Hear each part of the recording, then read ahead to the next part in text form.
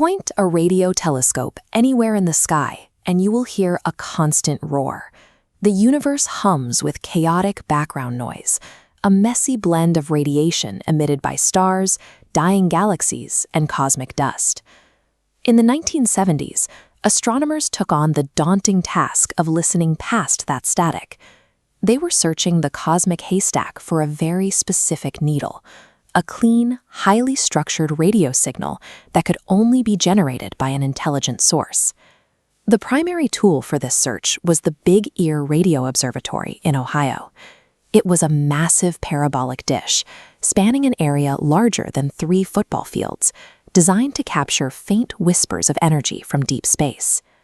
On the night of August 15, 1977, the Big Ear was sweeping across a dense region of stars in the direction of the constellation Sagittarius.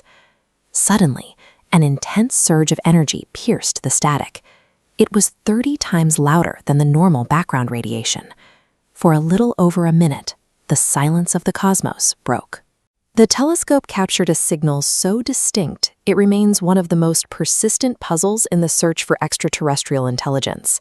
The transmission lasted for exactly 72 seconds. Because the Big Ear telescope was fixed to the ground, it relied on the Earth's rotation to scan the sky. 72 seconds is the exact amount of time it takes for a fixed point in space to enter and exit the telescope's observational window. This raw data printout translated radio wave intensity into alphanumeric sequences. Lower numbers mean standard static, letters mean high-intensity energy. The signal skyrocketed, climbing from 6 to U, and gracefully faded out, plotting the exact bell curve expected from a stationary point in deep space. When astronomer Jerry Amon reviewed the computer records days later, the data was so striking that he circled the sequence 6EQUJ5 in red ink and wrote a single word in the margin. The printout indicated the signal was narrowband, meaning the energy was tightly packed into a single frequency. While most natural phenomena, like pulsars or nebulae, tend to broadcast across a wide spectrum, this energy was unnaturally focused. The data paved precisely as researchers predicted a point source in deep space would. It wasn't a random glitch or a passing cloud of noise. It was a discrete, structured event coming from a fixed location among the stars. The strongest evidence for its artificial origin lies in the specific frequency it utilized. The transmission hovered exactly at the natural emission frequency of hydrogen, the most abundant element in the known universe. Scientists theorize that if an advanced civilization wanted to reach out, they would tune their transmitters to the hydrogen frequency. It acts as a universal calling channel, a logical meeting point for any species capable of radio astronomy. Looking at this frequency spectrum diagram, we see the hydrogen line situated at exactly 1420 MHz. The 1977 transmission spiked practically right on top of this cosmic landmark. Earth-based interference is entirely ruled out. International treaties strictly prohibit military, commercial, or satellite broadcasting on the 1420 MHz frequency to keep it clear for astronomical research. A highly concentrated burst of radio energy, deliberately tuned to the one frequency every intelligent civilization would be monitoring. The structure and the placement both point to a broadcast designed to be noticed. The discovery triggered an immediate global response.